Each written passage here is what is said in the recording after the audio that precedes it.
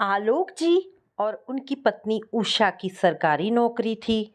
रुपए पैसों की कोई कमी नहीं थी, मगर बे औलाद होने की कसक दोनों को हमेशा रहती। आलोक जी का साला हम उमेश उनके नज़दीक ही किराए के घर में रहता था। उसकी आर्थिक हालत ठीक न थी। उसका 4 वर्षीय बेटा अमन आलोक जी से घुला मिला था। एक तरह से दोनों की जिंदगी में बे औलाद न होने के चलते जो शून्यता थी, वह काफी हद तक अमन से भर जाती। आलोक जी अक्सर अमन को अपने घर ले जाते, कंधे पर बिठाकर बाजार ले जाते, उसकी हर फरमाइश पूरी करते, उसकी हर खुशी में वे अपनी खुशी तलाशते। उषा भी अमन के बगैर एक पल न रह पाती। दोनों अमन की थका देने वाली धमा चौकड़ी पर जरा भी उफ न करते। वहीं उमेश व रेखा उसकी बेजा हरकतों के लिए उसे डांटते। जाओ फूफा जी के पास, वही तुम्हारी शैतानी बर्दाश्त करेंगे। एक दिन रेखा अमन पर चिल्ला रही थी कि तभी आलोक जी उनके घर में घुसे। उन्हें देखकर अमन लपक कर उनकी गोद में चढ़ गया। बच्चे को डांट क्यों रही हो? आलोक जी गुस्से से बोले। आपके लाड़ प्यार ने इसे बिगाड़ दिया है। हर समय कोई ना कोई फरमाइश करता रहता है। आप तो जानते हैं कि हमारी आर्थिक स्थिति क्या है। उसकी ज़रूरतों को पूरा करना हमारे हाथ में नहीं है। उमेश का भी मूड खराब था। उस रोज आलोक जी दुखी घर आए। उषा से कहा अब वे अमन को नहीं लाएंगे। क्यों, कुछ हो गया? उषा आशंकित स्वर में बोली। उमेश को बुरा लगता है। वह क्यों बुरा मानेगा? आप ही को कोई गलतफहमी हुई है। वह मेरा भाई है। मैं उसे अच्छी तरह से जानती हूँ। हंसकर उषा ने बात टाला। 2 दिन अमन नहीं आया। दोनों बेचैन हो उठे। उनका किसी काम में मन नहीं लग रहा था। बार बार ध्यान अमन पर चला जाता। आलोक जी से कहते नहीं बन रहा था। गैर के बेटे पर क्या अधिकार? उषा आलोक जी का मुंह देख रही थी। वह उनकी पहल का इंतजार कर रही थी। जब उसे लगा कि वे संकोच कर रहे हैं तो उठी। मैं उमेश के घर जा रही हूँ। जाने की कोई जरूरत नहीं, उन्होंने रोका। आप भी बच्चों की तरह रूठ जाते हैं। वो मेरा भाई है। आप ना जाएं, मैं तो जा सकती हूँ, कहकर वह निकलने लगी। अमन को लाने की कोई जरूरत नहीं, आलोक जी ने बेमन से कहा। पर उषा ने उनके भीतर छिपे भावों को पढ़ लिया। वह मंद मंद मुस्कुराने लगी। आप सच कह रहे हैं? उषा ने रुक कर पूछा तो आलोक जी नजरें चुनाने लगे। तभी गेट पर किसी की आहट हुई। अमन उमेश की उंगली पकड़कर अंदर घुसा। जैसे ही उसकी नजर आलोक जी पर पड़ी, उंगली छुड़ाकर तेजी से भागा। आलोक जी उसकी बोली सुनते ही भाव विभोर हो गए। झट से उठकर उसे गोद में उठा लिया। आपके पास आने की जिद कर रहा था। रो रो कर इसका बुरा हाल था। उमेश थोड़ा नाराज था तो भेज देता। बच्चों को कोई बांध सकता है? उषा रुष्ट स्वर में बोली। उमेश बिना कोई प्रतिक्रिया जताए चला गया। आलोक जी अमन के साथ 2 दिनों की कसर निकालने लगे। खूब मौज मस्ती की दोनों ने। आलोक जी ने उसके लिए बाजार से बड़ी गाड़ी खरीदी। उषा ने उसे अपने हाथों से खाना खिलाया। आइसक्रीम की जिद की तो वह भी दिलवाई। थक गया तो अपने सीने से लगाकर थपकी देकर सुलाया। शाम को रेखा आई, तब वह अपने घर गया। वह तब भी नहीं जा रहा था। कहने लगा, मम्मी तुम भी यहीं रहो। लेकिन रेखा किसी तरह से उसे पुचकार कर घर ले गई। उसके जाते ही फिर वही उदासी, अकेलापन। आलोक जी और उषा के पास करने को कुछ था नहीं। साफ सफाई का काम नौकरानी कर जाती, सिर्फ खाना बनाना भर रह जाता। आलोक जी का काम ऐसा था कि वे बहुत कम ऑफिस जाते। वहीं उषा के स्कूल की 2 बजे तक छुट्टी हो जाती। उसके बाद शुरू होती अमन की तलब। अमन आता तो घर में चहल पहल हो जाती। एक दिन आलोक जी उषा से बोले, उषा बुढ़ापे के लिए कुछ सोचा है? 15 साल बाद हम रिटायर हो जाएंगे, फिर कैसे कटेगी बिना औलाद की जिंदगी? अकेला घर काटने को दौड़ेगा, तब की तब देखी जाएगी। उसके लिए अभी से क्या सोचना? उषा ने टालने के अंदाज में कहा। आलोक जी कुछ सोचने लगे। बहुत देर के सोच विचार से उबरने के बाद बोले, क्यों ना हम अमन को गोद ले ले? ख्याल तो अच्छा है, पर उमेश तैयार होगा? उषा बोली, उसे तुम तैयार करोगी? कहकर आलोक जी चुप हो गए। उषा ने अनुभव किया कि वे कुछ और कहना चाह रहे थे, पर संकोचवश कह नहीं रहे थे। उषा ने ही पहल की, आप कुछ और कहना चाह रहे थे? तुम्हें ऐतराज ना हो तो? आलोक जी बोले, कहकर तो देखिए, हो सकता है ना हो।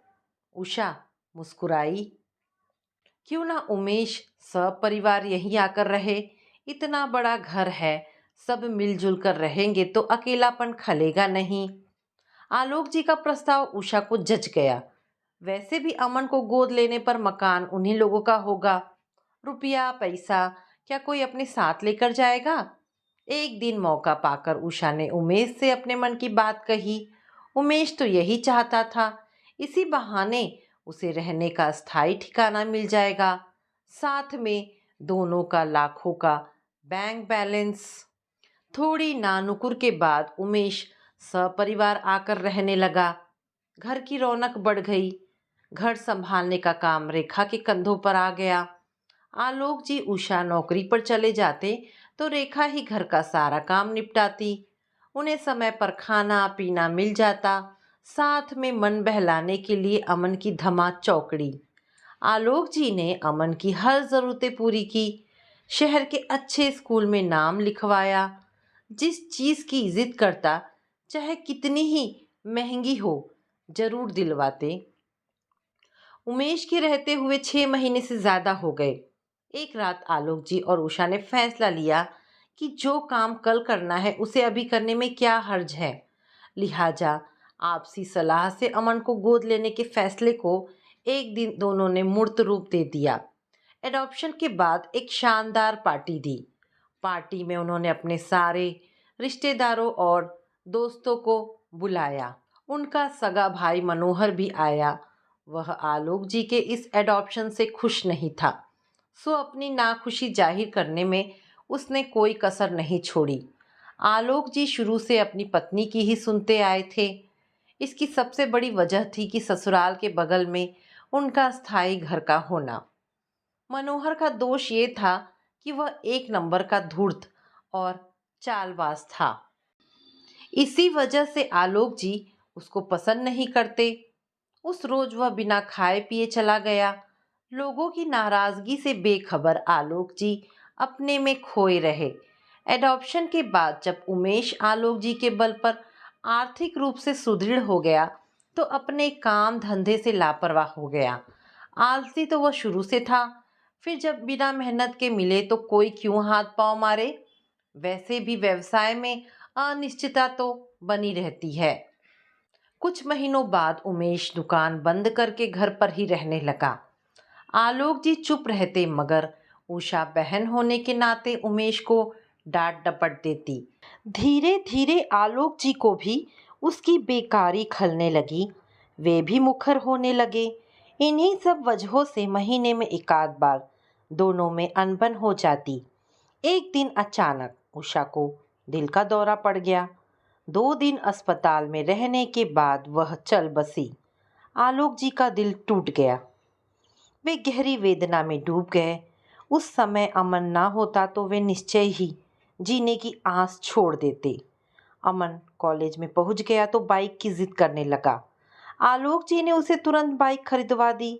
घर गृहस्थी चलाने के लिए एक मुश्त रुपया वे उमेश को दे देते।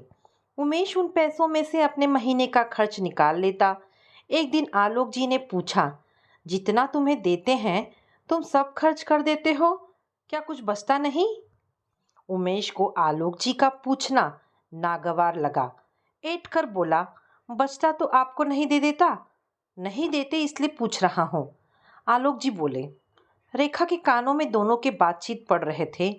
उसे भी आलोक जी का तहकीकात करना बुरा लग रहा था। जानने को वो अपने पति की हर आदत जानती थी। यानी मैं बचे पैसे उड़ा देता हूँ? उमेश अकड़ा। पैसे बचते हैं? आप सठिया गए हैं, बेसिर पैर की बातें करते हैं। रेखा से आप अनाप शनाप खाने पीने की फरमाइशें करते हैं, ना देने पर मुंह फुला लेते हैं और मुझे चोर समझते हैं। मैं तुम्हें चोर समझ रहा हूँ? आलोक जी भड़के। और नहीं तो क्या, आपके साथ जब से यह रह रहा हूँ सिवाय जलालत के कुछ नहीं मिला। कभी कभी तो जी करता है कि घर छोड़कर चला जाऊं। चले जाओ, मैंने कब रोका है? चला जाऊंगा, आज ही चला जाऊंगा। पैर पटक कर वह बाहर चला गया। उस रात उसने रेखा से सलाह कर ससुराल में रहने का निश्चय किया। हालांकि यह व्यवहारिक नहीं था, भले ही तैश में आकर उसने कहा हो, पर वह अपनी औकात जानता था। वहां जाकर खाएगा क्या? अमन भी किसी लायक नहीं था। उस पर यहाँ से चला गया तो हो सकता है आलोक जी वसीयत ही बदल दे। फिर तो वह ना घर का रहेगा ना घाट का। अचल संपत्ति तो थी ही, उषा के गहने, बैंक में फिक्स रुपए, इन सब से उसे हाथ धोना पड़ता। रेखा भी कम शातिर नहीं थी। थोड़ा अपमान सहकर रहने में उसे हर्ज नहीं नजर आता था। एक कहावत है, दुधारी गाय की लात भी भली। उमेश को उसने अच्छे से समझाया। उमेश इतना बेवकूफ नहीं था जितना रेखा समझती थी। उसने तो सिर्फ गीदड़ धमकी दी थी आलोक जी को। वह आलोक जी की कमजोरी जानता था। अमन के बगैर वे एक पल नहीं रह सकते थे। दिखाने के लिए वह अपना सामान पैक करने लगा। कहाँ की तैयारी है? आलोक जी का गुस्सा शांत हो चुका था। मैं आपके साथ नहीं रह सकता। तुम्हारा जीजा हूँ, उम्र में तुमसे बड़ा हूँ, क्या इतना भी पूछने का अधिकार नहीं है मुझे? सलीके से पूछा कीजिए, क्या मेरी कोई इज्जत नहीं? मेरा बेटा बड़ा हो रहा है, क्या सोचेगा वह मेरे बारे में? उमेश के कहने में सच्चाई थी, इसलिए वे भी मान मनोबल पर आ गए। आलोक जी के समझाने बुझाने पर वह मान गया। समय सरकता रहा। एक दिन अमन इंजीनियर बन गया। जब उसका कैंपस सिलेक्शन हुआ तो सभी खुश थे। आलोक जी ने इस अवसर पर सभी का मुंह मीठा करवाया। खुशी के साथ उन्हें ये जानकर तकलीफ भी थी कि अमन अब मुंबई में रहेगा। पहली बार वह अकेला गया। आलोक जी बूढ़े हो चले थे। उनकी देखभाल रेखा और उमेश के लिए परेशानी थी। समय और दवा भोजन ना मिलता तो वे चिढ़ जाते। कभी रेखा तो कभी उमेश से उलझ जाते। दोनों उनकी हरकतों से आजीज थे, सिर्फ मौके की तलाश में थे। जैसे ही अमन ने उन्हें मुंबई बुलाया, दोनों ने एक पल में आलोक जी के एहसानों को धो डाला। जिस आलोक जी ने अमन को कलेजी से लगाकर पाला पोसा, उमेश रेखा का खर्चा भी उठाया, अमन की इंजीनियरिंग की फीस भरी, अपनी पत्नी के सारे गहने रेखा को दे दिए। बची उनकी असल संपत्ति, फिक्स डिपॉजिट के रुपए, वे सभी अमन को ही मिलते। को छोड़कर उमेश व रेखा ने मुंबई में बसने का फैसला लिया तो उन्हें गहरा आघात लगा। वे नितांत अकेला महसूस करने लगे। पत्नी के गुजर जाने पर उन्हें उतना नहीं खला जितना आज। कैसे कटेगा वक्त उन चेहरों के बगैर जिन्हें रोज देखने के वे आदी थे। कल्पना मात्र से ही उनके दिल में हुक उठती। वे अपने दुखों का बयान किससे करे? घर के आंगन में एक रोज वे रोने लगे। वे अपने आप को कोसने लगे। मैंने ऐसा कौन सा पाप किया था जो ईश्वर ने बुढ़ापे का एक सहारा देना भी मुनासिब नहीं समझा? लोग बुरे काम करके भी मजे में जीवन गुजारते हैं। मुझे तो याद भी नहीं आता कि मैंने किसी का दिल दुखाया है। फिर अकेलेपन की पीड़ा मुझे ही क्यों? तभी रेखा की आवाज ने उनकी तंद्रा तोड़ी। जल्दी जल्दी उन्होंने आंसू पोंछे। गाड़ी का वक्त हो रहा है, वह बोली। दोनों ने आलोक जी के पैर छूकर रस्म अदायगी की। दोनों अंदर ही अंदर खुश थे कि चलो, आज़ादी मिली इस बूढ़े की सेवा करने से। अकेला रहेगा तो दिमाग ठिकाने पर आ जाएगा। मुंबई आने का न्योता उमेश ने सिर्फ औपचारिकतावश दिया, पर उन्होंने इनकार कर दिया।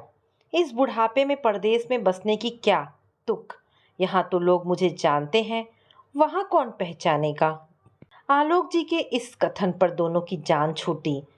अब यह कहने को तो नहीं रह जाएगा कि हमने साथ रहने को नहीं कहा। उमेश और रेखा अच्छी तरह जानते थे कि आलोक जी गोदनामा बदलेंगे नहीं। इस उम्र में दूसरा कदम उठाने से हर आदमी डरता है। वैसे भी आलोक जी को अपने घर का कोई मोह नहीं था। उम्र के इस पड़ाव पर वे सिर्फ यही चाहते थे कि कोई उन्हें समय पर खाना व बीमारी में दवा का इंतजाम कर दे। उमेश के संस्कारों का ही असर था कि अमन भी उमेश और अपनी माँ की तरह सोचने लगा। सिर्फ कहने के लिए वह आलोक जी का दत्तक बेटा था। जब तक अबोध था तभी तक उसके दिल में आलोक जी के प्रति लगाव था। जैसे ही उसमें दुनियादारी की समझ आई, अपने माँ बाप का होकर रह गया। अमन के चले जाने के बाद आलोक जी को अपने फैसले पर पछतावा होने लगा। वे सोचने लगे इससे अच्छा होता कि वे किसी को गोद ही ना लेते। मरने के बाद संपत्ति जो चाहे लेता, क्या फर्क पड़ता। गोद लेकर एक तरह से सभी से दुश्मनी ले लिया। एक सुबह आलोक जी टहल कर आए। आते ही उन्हें चाय की तलब हुई। परेशानी इस बात की थी कि कौन बनाए। नौकरानी 2 दिनों से छुट्टी पर थी। वे चाय बनाने ही जा रहे थे कि गेट पर किसी की दस्तक हुई। चल कर आए। सामने मनोहर अपनी पत्नी कुसुम के साथ खड़ा था। दोनों ने आलोक जी के चरण स्पर्श किए। बैठो, मैं तुम लोगों के लिए चाय लेकर आता हूँ। वे किचन की तरफ जाने लगे। आप क्यों चाय बनाओगे? उमेश नहीं है क्या? मनोहर बोला। वह सपरिवार मुंबई में बस गया। आपको खाना बनाकर कौन देता होगा?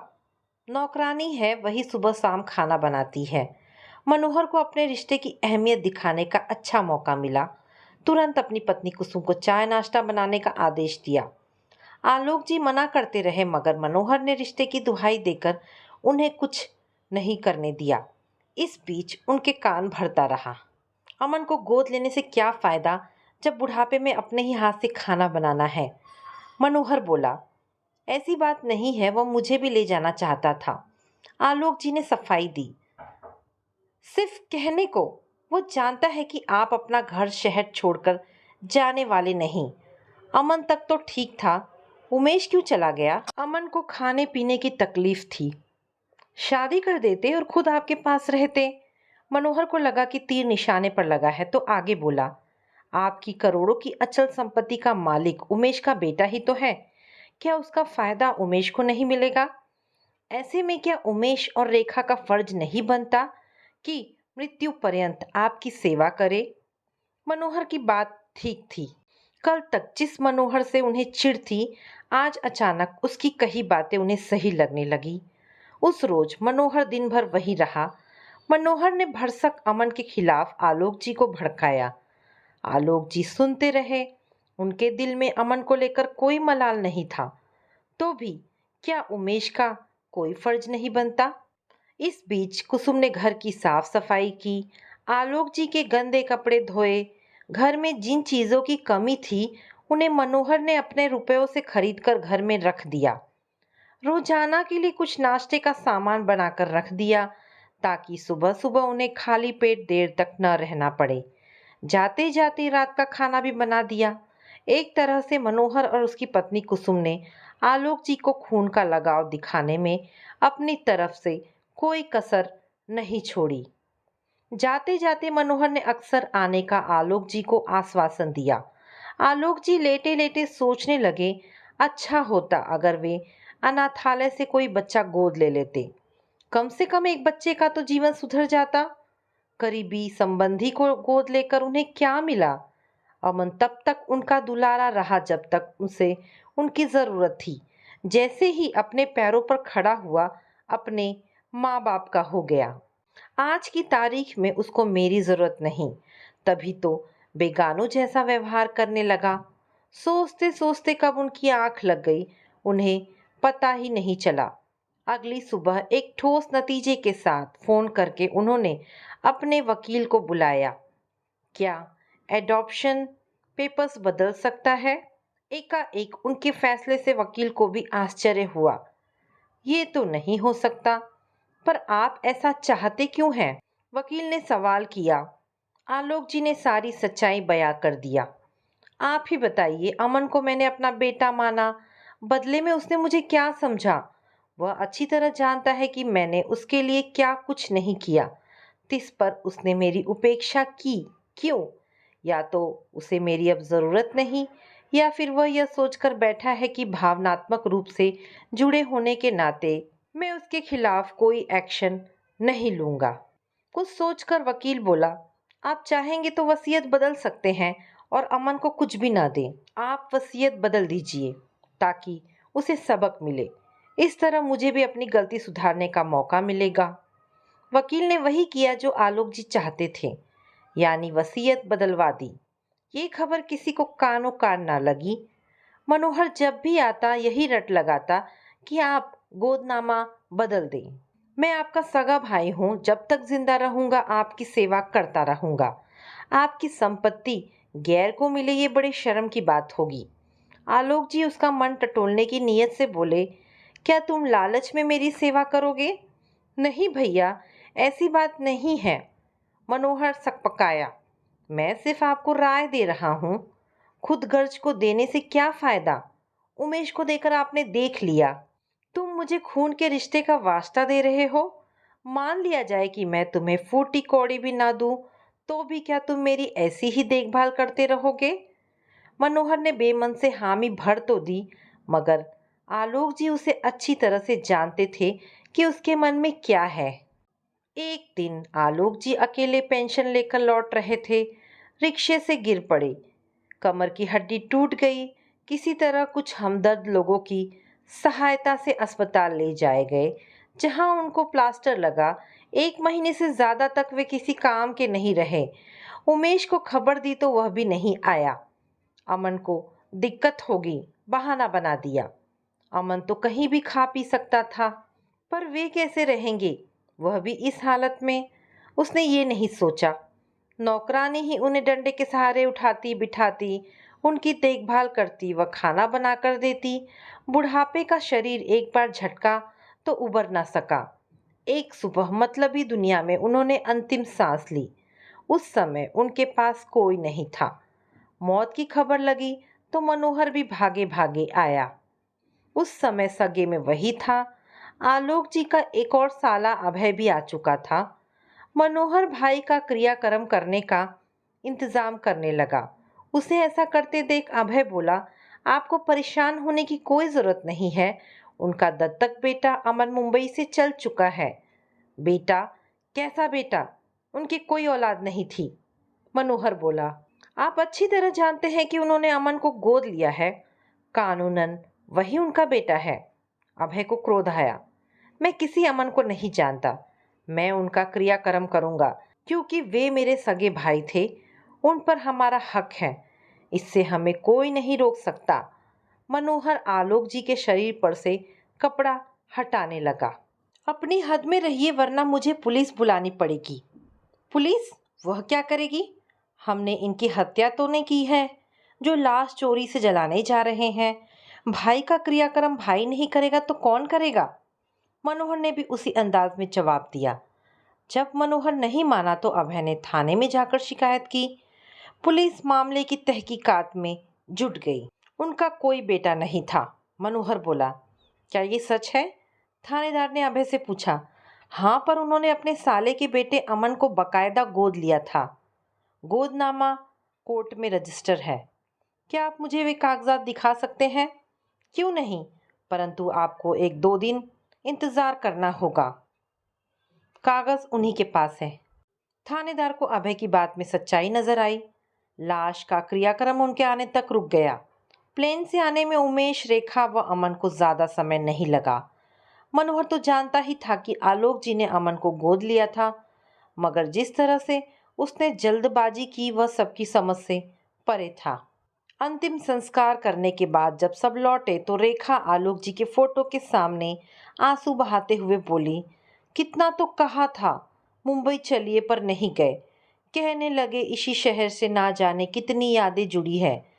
पराए शहर में एक पल जी नहीं सकूंगा। 13वीं के बाद उमेश वकील के पास गया। वह घर पर जल्द से जल्द अमन का नाम चढ़वा देना चाहता था, ताकि भविष्य में घर बेचकर अच्छी रकम प्राप्त की जा सके। वसीयत में अमन के नाम कुछ नहीं है। वकील बोला, ये आप क्या कह रहे हैं? गोदनामा तो बकायदा रजिस्टर है। उमेश को पैरों तले जमीन खिसकती नजर आई। आलोक जी अपने जीते जी अपनी संपत्ति के बारे में कुछ भी कर सकती थी। वकील ने कहा, मैं मान नहीं सकता। जरूर उनकी मानसिक दशा ठीक नहीं होगी। किसी ने उन्हें बरगलाया है। उमेश की त्योरियां चढ़ गई। आप जो समझे। फिर ये घर किसका होगा? उमेश ने सवाल किया। उनके भाई के बेटों का। वकील कुछ छिपा रहा था जो उमेश समझ ना सका। मनोहर को पता चला कि आलोक जी ने वसीयत में उसका नाम लिखा है तो मकान पर अपना मालिकाना हक जमाने चला आया। मैं मकान खाली नहीं करूंगा। वे मेरे पिता थे। अमन तैश में बोला, करना तो पड़े क्योंकि वसीयत में तुम्हारा हक रद्द हो चुका है। सुना नहीं वकील ने क्या कहा? मनोहर ने कहा कि अब यह मकान मेरे बेटों का होगा। जाहिर सी बात है कि मुझसे ज्यादा करीबी कौन होगा? मनोहर के चेहरे पर विजय की मुस्कान बिखर गई। अगर ऐसा है तो मैं इसे अदालत में चुनौती दूंगा। उन्होंने ये सब अपने मन से नहीं किया होगा। अमन के तर्क को मनोहर ने नहीं माना। क्या इस वसीयत को अदालत में चुनौती दी जा सकती है? उमेश ने वकील से पूछा। क्या साबित करना चाहोगे? यही कि उनकी मानसिक दशा ठीक नहीं थी, लिहाजा यह वसीयत गैर कानूनी है। उनकी नई वसीयत में बाकायदा 2 प्रतिष्ठित लोगों के हस्ताक्षर हैं, जिस पर साफ साफ लिखा है कि मैं पूरे होश हवास में अपनी वसीयत बदल रहा हूँ। उमेश हताश था। वकील के चेहरे पर हल्की सी मुस्कान खिंच गई। अब क्या किया जा सकता है? उमेश इस उधेड़-बुन में था। वह भारी कदमों से वकील के चैम्बर से अपने घर जाने के लिए निकला ही था। तभी वकील ने कहा, जनाब, आपने क्या सोचा था कि बिना जिम्मेदारी निभाए करोड़ों की संपत्ति पर कब्जा कर लेंगे? इसी बात का अफसोस है। अब अफसोस करने से क्या फायदा? वैसे आलोक जी ने एक ट्रस्ट बना दिया है। ना अमन को दिया है, ना भाई के बेटों को। उन्होंने इस घर को गरीबों की शिक्षा के लिए स्कूल बनवाने के लिए दिया है। वकील के इस कथन पर उमेश का चेहरा देखने लायक था। रेखा ने सुना तो वह लगा बेहोश हो जाएगी। उसे विश्वास था कि किन्हीं भी परिस्थितियों में आलोक जी गोदनामा नहीं बदलेंगे, इसलिए वह उनके प्रति लापरवाह हो गई थी। उसी का फल उसे अब मिला। अब सिवाय पछताने के उनके पास कुछ नहीं रहा। आलोक जी ने सही वसीयत करके लालची लोगों को सही जवाब दे दिया था। तो दोस्तों, ये पारिवारिक कहानी यहाँ पर समाप्त होती है। आशा करती हूँ कहानी पसंद आई होगी। अगर कहानी पसंद आई है तो प्लीज़ इसे लाइक एंड शेयर करें। दोस्तों, ऐसी ढेरों पारिवारिक और शिक्षाप्रद कहानी सुनने के लिए मेरे चैनल को प्लीज़ सब्सक्राइब करें। धन्यवाद दोस्तों।